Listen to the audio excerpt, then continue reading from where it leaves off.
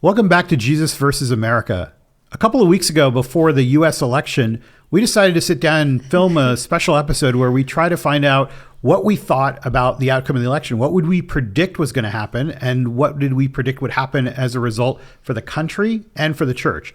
So we filmed this episode in advance of the election, but we want to let you know that you can watch this to see who was right and who was wrong about their predictions about the election. And of course, we said things about what we expect will happen in this country and also in the church as a result. And we're going to be filming several additional episodes as we go into the new year, discussing the outcome of the election and its impact on the church in America. So take a listen, and you can kind of listen on in as we were predicting what was going to happen. And now, of course, you know the outcome and you can see where it goes from here. We'll be back with more episodes post-election. This is Jesus versus America.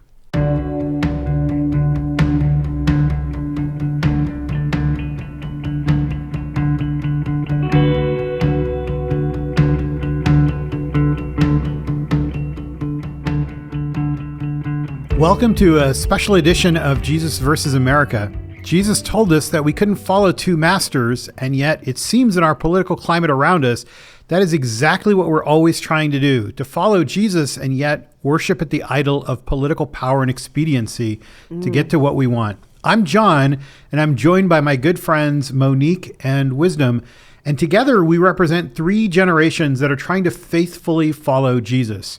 We're recording this episode about 10 days before the 2024 election. And so the question we thought we would take on 10 days, geez. Yeah, to test our predictive abilities and to kind of record this and then shelve it to see kind of who came out and how did we do. Who has the gift of prophecy? Right. No, I'm kidding. Which one of us can foretell the future? And we didn't even do it a year before. We're doing it 10 days before. So we should be hopefully able to get this one right. The questions we want to be asking this episode of one another more than anyone else is, who do we think is going to win the presidential election? And then what will that mean, if we are right, for the country and for the church? Yeah. And of course, we can comment on those, even if we don't think that person's going to win or whatever it is, we could just talk about the impact to the country. So let's start with, who do we think is going to win the presidential election? We'll start with our newest voters, like in the Gen Z population. Order of age. Yeah, tell me, as we're 10 days away, what do you think is going to happen in this presidential election? I think we're going to have a female president. Okay. In 10 days. Any reasons why? I mean, I think I want to be like self-aware enough that maybe it's the circles that I'm in, but it feels like there's more rally amongst and motivation with young voters headed that way. Yeah. And I think also you have a candidate, Kamala versus Trump, one who has a presidential experience as the president. I know she has like the vice presidential experience. So I think there's something of like we've seen this before with him in that office. So I think that gives a bit of like a likelihood to go into a different direction. I mean, that's just my initial thoughts. Yeah. I mean, you're with me on this. You think that? Yeah, because I also think that Kamala Harris will win. I think she'll be our next president. I also see a little bit more rallying that way, and I think, look, to be fair, I didn't think Trump was going to win the first time he won, so I was shocked by that, which I might be shocked again, right? Because I didn't think, right, but I just think that with the second time he ran, like, I feel like some steam got knocked off there because I think a lot of people were shocked that he didn't win. And then he's coming back for a third round. And I just feel like the momentum has been like being lost along the way. So I do think it's gearing up more towards Kamala. And would it be fair to say, I think he's lost followers since his beginning up, 2 runs ago. Yeah. Like I really think, actually, you reminded me, because that was going to be my other point that I forgot.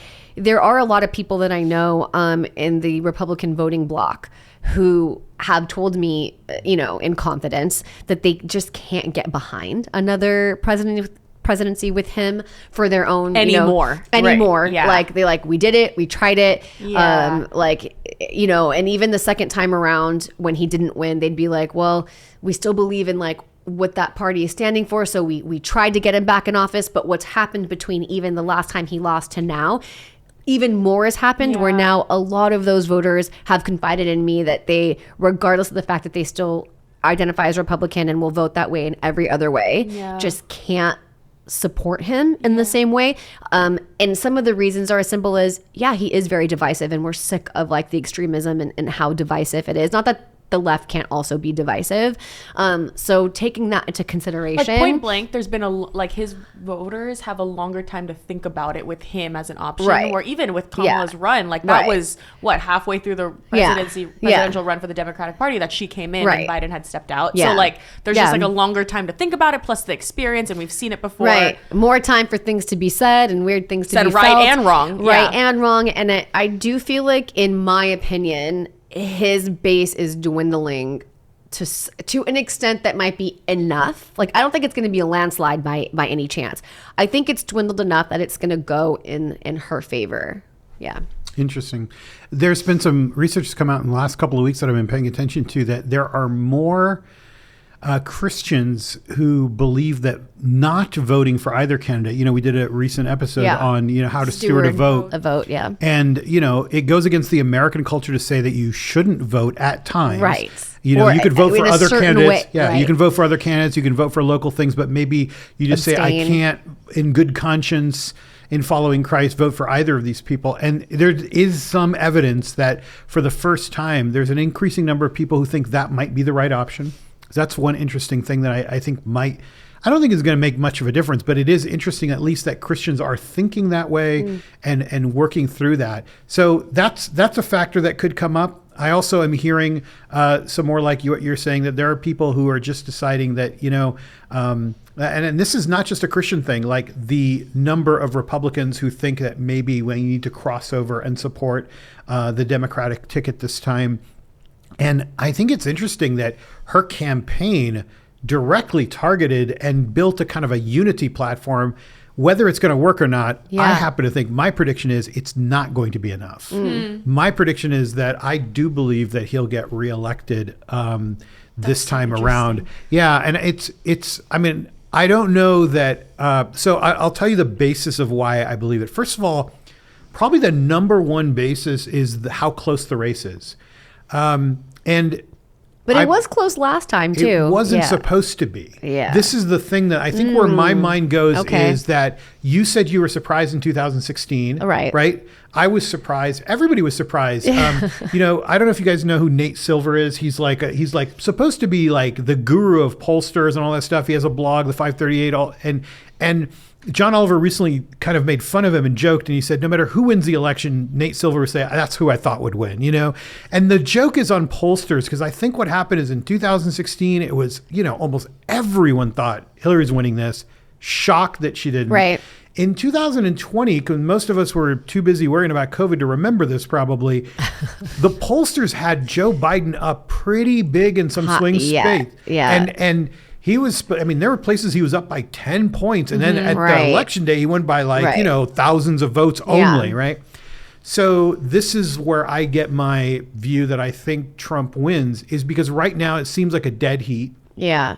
And to me, there is a hidden Trump voter that doesn't answer or doesn't, the poll, forget why they're not fully committed to it, so they don't want to admit. No, it's that it's that the pollsters can't find them. They're either so angry at the system, they think polling is for elites. I don't even know what the issue is. I just know that they're not being identified or accounted for. I have no confidence in the pollsters. Yeah. Like if they say that Michigan's up by 1 point, it's probably off by 7 points. And something like that is going to happen, is my prediction. Like there's more likely to be closeted Trump voters than there would be closeted. It's not that they're closeted. It's just for some reason the pollsters have not figured out a model. It's not being identified. Yeah. I mean, to be fair, I will say I was shocked he won.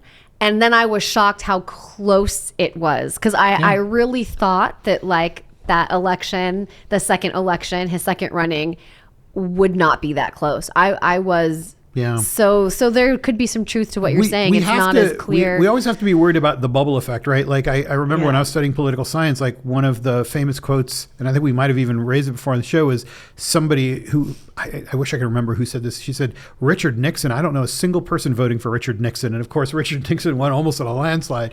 Of course, you don't know somebody voting for him because you're living in your world, wherever that was, right? True. And everybody was voting for one candidate and you didn't. And this is back in the 70s, even before we have the polarization and the self-sorting we have now. But I really think it comes down to that, which is, I think that Donald Trump is such a unique candidate. Like, when could you get away with saying things like, I think Hitler had some good ideas. We need some generals like Hitler had. And you think like we're almost so immune to him that no matter what he says, first, all the people who are abhorred by him just kind of like almost don't have any energy left to say anything. Right. And all the or people it's like that status support quo. him, We're like, He's like the Kanye West of politics. Right. All the people that love him, that stuff is they love that, right? So you're either desensitized or you don't, or you love that. You love that. That it's energizes being him. I said. mean, he's smart. He's smart enough to know, like, if I say these really offensive things, it actually bolsters my vote with a certain demographic. And that's a big demographic. So I think ultimately my view is he wins because the polls think they're close. The pollsters think we're close, which means we're not. You have not developed a polling model that actually or accurately tracks his voters and his support. The other part is a little bit more dark. I just don't think that we appreciate just how dark the populist movement is in this country and how angry it is and how much it really wants to, not literally break things, but all these things that we rely on, like polls and analysis and all that stuff, like they are so eager to just trash all that, not even intentionally. They're just happy when we're all thinking it's going one way and it goes completely another. And I've seen that on both sides, honestly. Like I know it's easy to attribute that to a figure like Trump, that he's so divisive because of the things he openly says. And there are other people on the left that maybe don't openly say things as crazy, but have some stances that can be as divisive, or people like to kind of fight against the far right go all the way extreme far left, and it can be just as dangerous and divisive, and they can be just as angry. And the my fear for our nation, honestly, is like this trend and this tendency to love the divisiveness. And I sense this culture of anger rising and the stick it to the other side and a wall going up between the two sides. And the more extreme we can go, the better, to feel like we have a champion in like our cause. Those types of things scare me. I also don't quite know the power of the one issue voter. And that's where I think Trump does have the advantage, because he's been able to pass some things and get some things done that as a nation I thought we were too progressive and too whatever to ever revert back to.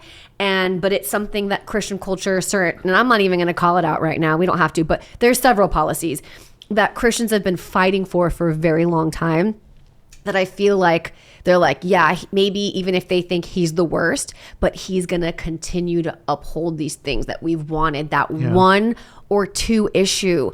And this isn't just on the right, by the way, because it can be a one or two issue, voter on the left as well, where we're no longer caring about the health of the political system as a whole. And it's more about forcing that one thing that we just want to see change at the top, regardless of the cost. But let's just think about it. Like, progressives want the country to progress, whatever their definition is. Yes. But they're always progressing further than where the weight of the country is. Correct. And conservatives want to conserve. They want to hold on to what used to be. Almost unnatural. Right. But most of the country isn't where they are. You know, like if let's say hardcore conservatives want to go back to the 1950s, most of the country's like, no, I'm fine with the world we live in. Yeah. But in that sorting, it means that you're not accurately, like, both parties go to the extremes and they lose people as they do so. Right. I just think in this... And they get more disgruntled along the way. Yeah.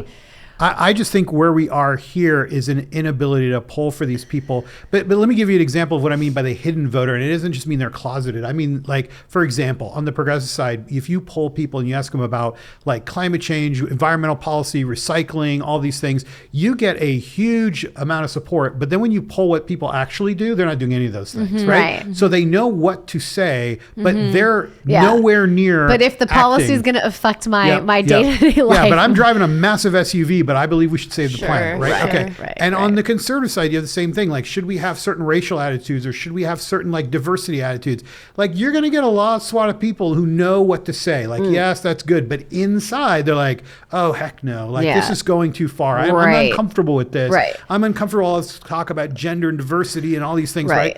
And I actually think that the Trump polling is exactly the same. You're either not finding them or they're telling you something and you're thinking, man, it seems really close when it's not close at or all. virtue signaling or whatever, or just whatever you have to say to identify yourself, which is why it's so interesting to me. Like, we need the nuance. Like, this is even more the fact that like even conservatives in their own mind will be like, this is too far for me, or that, you know, liberals would say the same thing. It's like even more reason to stop this crazy, like extreme pull to other side and like come back to the center and work together and drop like the anger and the proving a point and the passing, you know, like if the more controversial extreme thing you can get into legislation, it's like, yeah, you want to rally, like it's a signal that your party. Would you say that that's like a tactic that Harris is trying to do, was she was trying to win over some of the Republicans that were undecided, and so she keeps conservatives on their toes? Like one example is saying that she's a gun owner, like her and her running mate are gun owners, and it's everyone's like, whoa, like she's not your usual. And I'm curious if that's gonna work here, because Trump's tactic is to go pull so far. It used to be the person that moved to the middle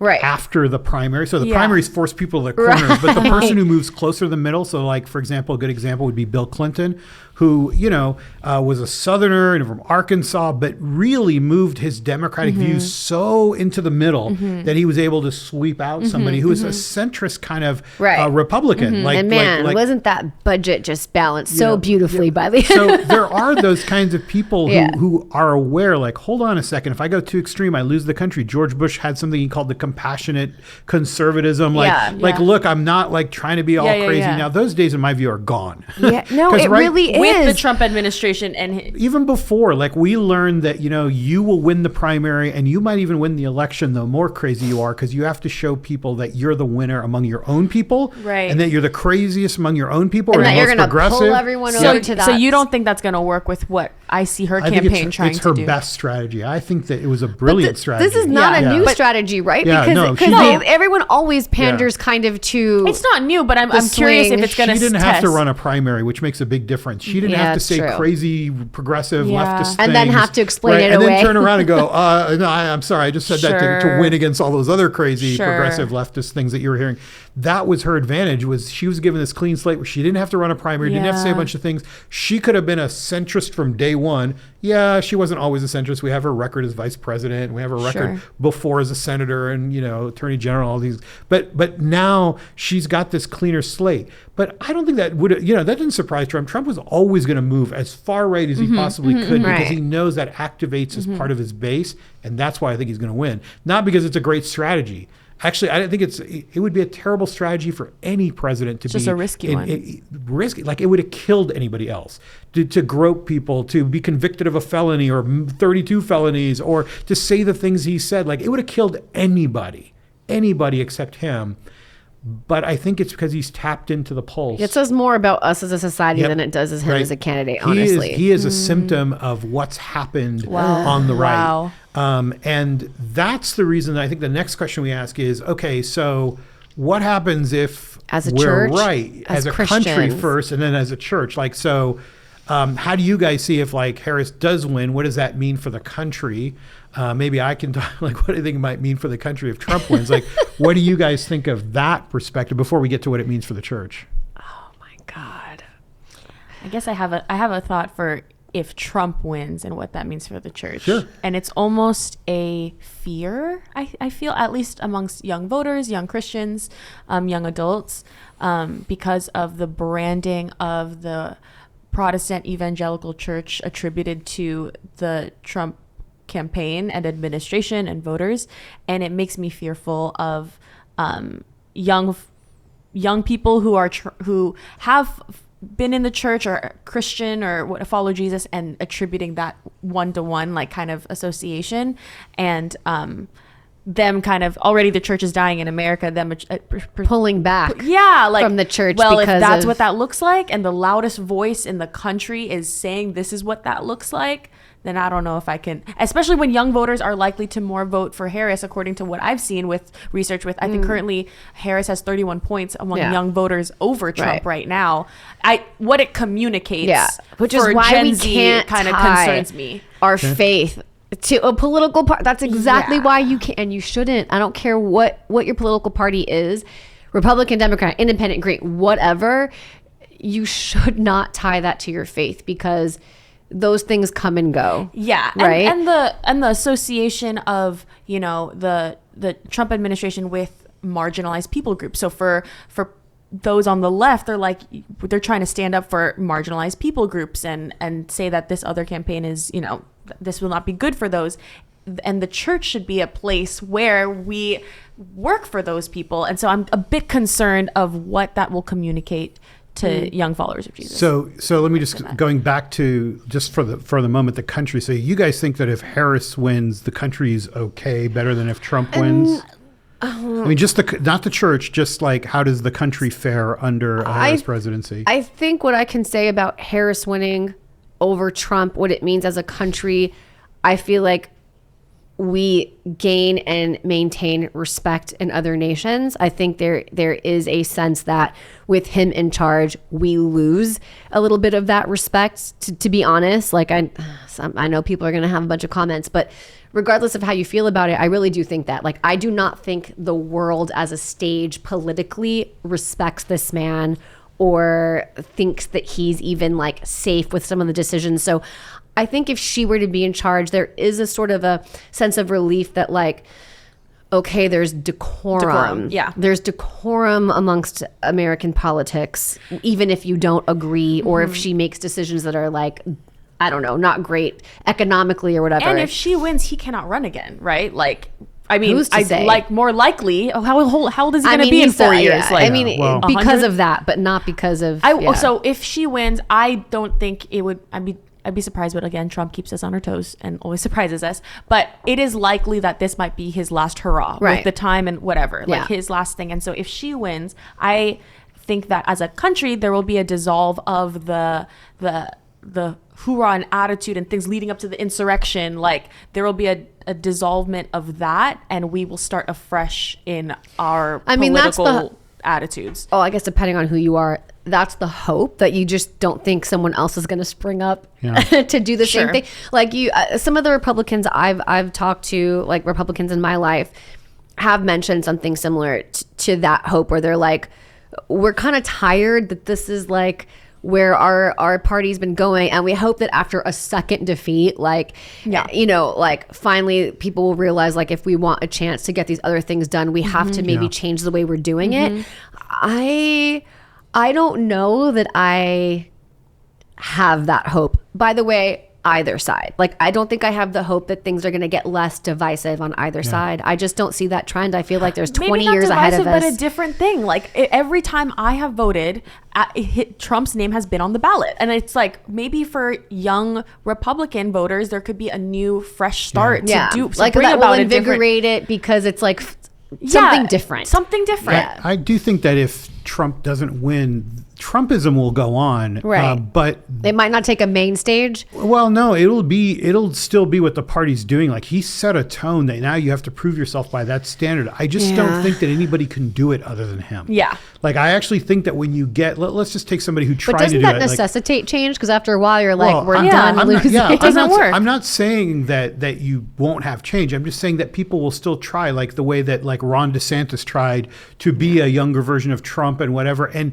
couldn't pull it off, right? Like, even though a lot of people thought that if anyone was going to probably do it, might be that guy. I just think that there's something so unique about this candidate that we just can't even, we don't have categories for it. We've never had categories for his celebrity, like his knowing who he was even before he ran for president in 2020. The way it's what kind of symbol he's become for all those people that he's charismatic, cultish. I said it. You're fired attitude. I said it. Yep. That whole thing for some reason is going to be very hard for the Republicans to replace if it's not him, or if he doesn't win or something like that. The next time around they try, they're not going to give up being Trumpy for a while, but it will be much harder without him to do it. I actually think that if he wins, which is kind of like what I'm predicting, the country will hold. Like, I know he has said a lot of crazy things. I'm kind of counting on the fact that he's really ineffectual. He just likes running. He doesn't like actually running the country. He likes running for office. And he really is ineffectual. His first term was so ineffectual by presidential standards. Yeah. He did get some things done, like he got the Supreme Court he wanted that he promised people. But that wasn't even him. That was the people that he swept in. Right. So what I think will happen is, first, it's going to be terrible for some people, for sure. It's probably going to be a little bit of a horror for people who just are used to the way the country used to present itself and used to be. But I do believe our country is strong enough that the institutions will hold for the 4 years. The biggest threat is not, in my mind, him to what the country might stand. It's the people he sweeps in with him who've been waiting for a long time to do certain things. Okay, but I am long taught and believe that America really is a unique place, and I think its institutions will hold even despite. And if it's Kamala, maybe she'll be ineffectual. Like, I've never thought that she was going to be a fantastic president. You know, like, her record as vice president probably didn't point to her doing much. Yeah. But I'm not concerned about the country. I'm actually concerned about the church, like you are. Like, Right. I think that is Like, the place what does where it I'm mean for the concerned. church and as Christians? Yeah, I mean, That's if Kamala wins, I'm like, yeah, that might be terrible in some ways for the church. I think all those ideas of Christian persecution, all that stuff is overblown. What you really mean is you've lost the American white, you know, all that stuff is what Are you you're saying losing. like it feels like there might not be much change in the church if Kamala wins? I think, you know what, I'm even going to go further. Let's say there is. I don't think she's going to do anything, right? Like, I really don't think she's going to do anything. But let's say that all those people who are so scared of what might happen if we have another Democratic thing. I mean, what did Biden do to the church? Nothing. You know, like, let's say that she wins and it does do something to the church. You know what I'm willing to say? I'm willing to say I'm comfortable being in a church that is against the political, powers that be. I'm comfortable being in a place where Jesus said, like, we would be persecuted in some way, in the real way, not even in the imagined American way that we had so far. Even if it got worse, even if it happens, I'm comfortable being there. Not that I want to be there. This It's ties just into that- our safety yeah, episode. this makes me feel like, okay, like, Christians are supposed to be in this position. And they're sometimes not supposed to be uncomfortable and, the kingdom on earth. They're supposed to be the kingdom that Jesus rules. Yeah. And in many times we'll be like, look at all the underground churches in the world. Like, they don't like it. It's terrible for them. But that's kind of where the church has been for so much of its place. And that's where the church actually thrives, right? And keeps growing. But if Trump wins, all those who supported him, that public witness is a big problem. Yeah. It sends a signal to all of the young adults, for sure. The younger generations, they hear it, that you're more interested in the political in the power winning, or the safety, or even your issues. Even if it's just as simple as your issue is more important, that you would compromise to support someone that is so clearly against the way of Jesus. That might be good for a country. For the church and its witness, especially to young people, we're going to lose millions. Especially the young millions people. of young people are going to leave the church. Yeah. By the way, leave. They're not even considered joining. Yeah. They're not going to even. They're going to think because of the unholy political alliances. Yep. And we've said on this show time and again, like, many young people, when they leave the church, close to a quarter of them cite the political divisions. Yep. I've seen stats as high as 50% say it's the obsession with politics, the rightward drift, all of those things. Like, I can't stomach this. If this is what the church is like, Jesus can't be who he says It's he the young is. adult watching their parent post on Facebook, like, see, I told you so, Yeah. after election day. And that is what honestly scares me to death. And it's like what I hear a lot, for better for worse too, people like, I like what you're saying, and I've heard before, like, that doesn't matter because God's kingdom is what matters, and God is who's sovereign, and like, so we shouldn't tie into who's going to win politically because that doesn't matter. Like, God's kingdom matters.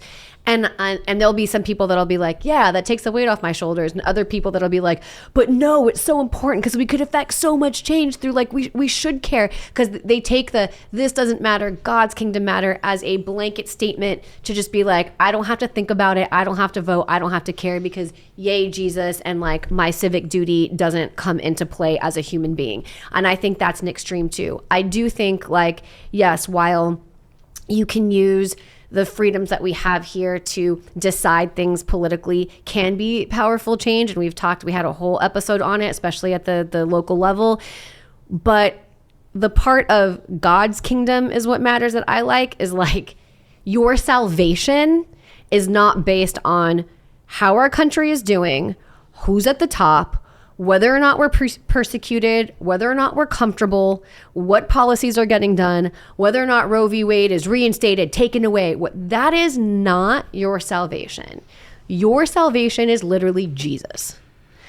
And that's what I take from that. It's like, not that don't care about it because God's kingdom, but like really. But this is where my grief comes in. This is the hardest thing. Like, my prayer throughout this whole season has been, Lord, the country will do what the country does. Let the electorate choose who they want to govern them. If they want this candidate to win, then they'll win. If they want this candidate to win. Of course, many of us are sitting in states where we have no electoral college margin. It's just going to go the way it's going to go. It's only a few states to decide this. So we're all kind of spectators watching those few states. That's for the country. But for the church, like I am 100% that political expediency, political power, political outcomes, using politics to achieve a national salvation is an idol. Yes. And this particular and heretical candidate, and damaging. And that is the point. That's the thing. And this particular candidate, and I'm talking about Donald Trump, has mesmerized the church and gotten them to wholesale adopt this idol, but not even just the general idol of expediency and political power and the way that politics can change laws and judges and all that stuff, but him in particular has become an idol that he's the only one that can save us. And when I hear those words, when I hear pastors praying those words, I think we are publicly in a state of idolatry. So my desire more than anything is, Lord, like, please just take this idolatry away because we can't, it seems like we don't have the strength.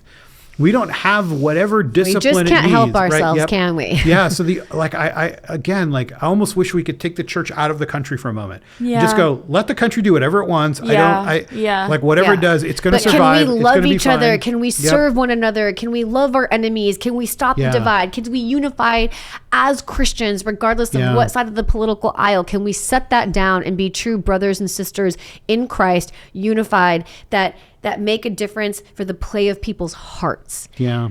The way we fast from food, it's a good thing. Jesus told us you should fast. And I think there's times when we should fast to show our dependence on God and our not dependence on food, right? Right. And for Americans, this is a very good habit because we're all like obsessed with food, right? Right. But I almost wish that like, God, I'm going to just give you one prayer. What do you want it to be? And I want every Christian in America, and you know who they are, Lord, the true Christians in America, you know their hearts, to fast from voting.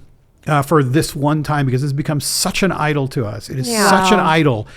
We are so tempted to find our salvation, like you said, in the vote, in the candidate. Our identity in the left or the right or whatever. Like, we need to take a break. And that way the country can do whatever it wants, it can elect whoever it wants. The country's going to survive. It'll be this policy, that policy. We're not as far apart as we imagine. Checks and balances. There's only so much we can get done in 4 years. That's why the feeling is that if your vote doesn't go your way, it's all to have let's get to the process of fixing the church. Or just saying, like, we need the country in the name of the church. We need to repent and have this idol rended from our hands, it's taken completely from us, and say, you know what, everybody, you're going to just go sit this one out because your citizenship is the kingdom, and even though you do have a citizenship in this country, you've gone too far. It's become your primary identity, and just to remember, just like when food has become too much or whatever it is, like you need to spend time, like just fasting and praying and substituting something else. My prayer would be, and I know it's not going to happen. No one's going to do that.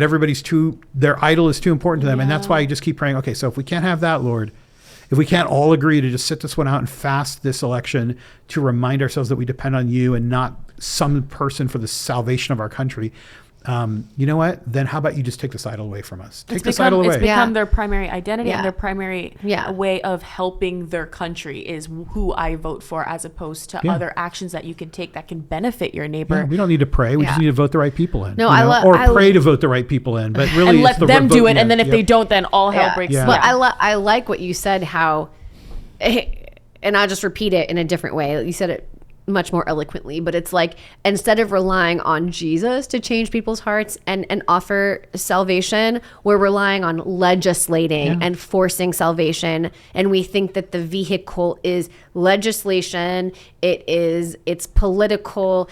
That is what will force people to go in that way and be saved. Political expediency just says, you know what, rather than trying to change people's hearts, let's mandate Bible reading, for example, right? Or let's, like, rather than changing people's hearts the way Jesus does over a long period of time, the Holy Spirit working in us, discipleship, let's slow. make things happen. It's faster, it's a shortcut, and it literally, we're losing people to the faith. The thing about that is that I think half of the people that believe that aren't even doing it to save the rest of the people, but like for their own benefit. Because if a country as a whole, and they get it from scriptures and twist it or whatever, are following God, it's blessed. So it's not even about like, maybe if we legislate this, it'll change people's hearts and get them to salvation. It's like, if we legislate this, then we'll continue to be the rich, powerful, blessed kingdom, because we're showing with our laws that we like are obeying God. But the laws don't show anything about the hearts of its citizens. Yeah, I think that's right. Like, I mean, if like, look, you can honor the Lord with the laws you pass. Yeah. But if your laws are to deport millions of people, you've already admitted that your law is not following the heart of Jesus, right? Your idol is either safety or it's inclusive for your own people. Like, those are the kind of things that I think that's too tempting. I think we've gotten to the point. Here come the 100 comments. I know. We've come to the point where it's become too tempting to hold on to this idol of political expediency, or the desire to hold on to a nation the way we imagined it to always be, or it was good for us. By the way, that's on both sides. Yeah, that's what I was just going to say. That's what I was going to say. Like, at some point, does it even matter who wins? It's like, we got to talk about how it's going to affect the church either way, because it's so messy and it's so convoluted, and politics has corrupted faith. Yeah. It just has. And I think that our main point here too, it's like, I really hope that this episode doesn't just open another 50,000 comment thread of people arguing back and forth and hating each other about what political thing is correct and right and good and bad, because we're not even taking that stance. Like, you have to be right, you have to be left. Like, we're not saying that.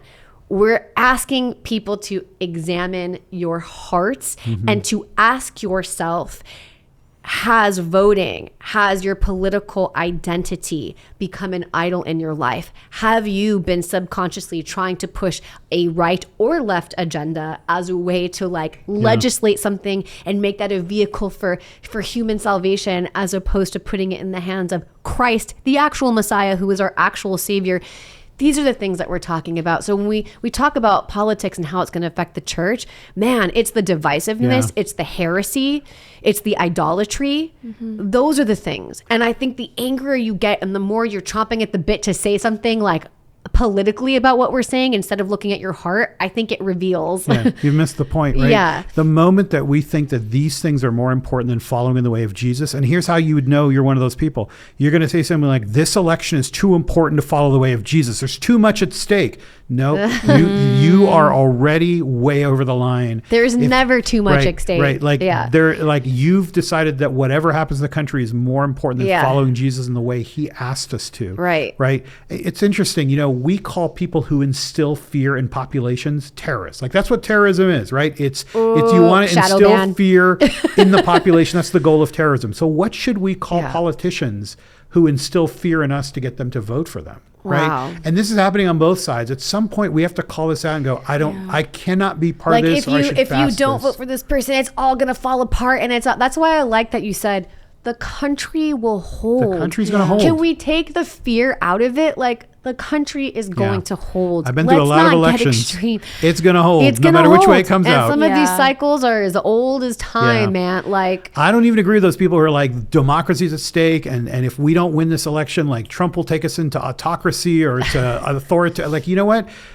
I don't believe that, right? I'm not going to give into the fear either. Like, this country's brilliantly designed in so many ways. Yeah. It's going to be fine, but our souls may not be, and our churches may not be, and our young people may not be, because they're watching us worship at this idol of political expediency and wanting to win at all costs, and just shoving Jesus in his way out of the picture. Oh, but using his name. but using, whatever it is, his symbolism, Yeah. but not actually following him in that way. And I think that is what we have to pay attention to. Maybe I can't get every Christian to fast from voting. Maybe you should just fast from comments on this episode and just do the self-reflection that Monique was asking. But I think we at least have our predictions down. Now we'll wait till the episode. And see what happens. We'll hold it. We'll see what's going to happen on the other side of the election. But may God's will always be done on earth as it is in heaven. Yeah, and may the church belong to him first and foremost. Yes. And all of us never put anything above following in his way, no matter how dire it seems. Yeah. Right. And the love for one another. We belong to him, and I think we're going to be okay. So you can fast from telling us what you think and just spend some time in reflection. This is Jesus versus America. Follow us on all social media platforms at Jesus versus America, and find more resources on our official website, jesusversusamerica.com.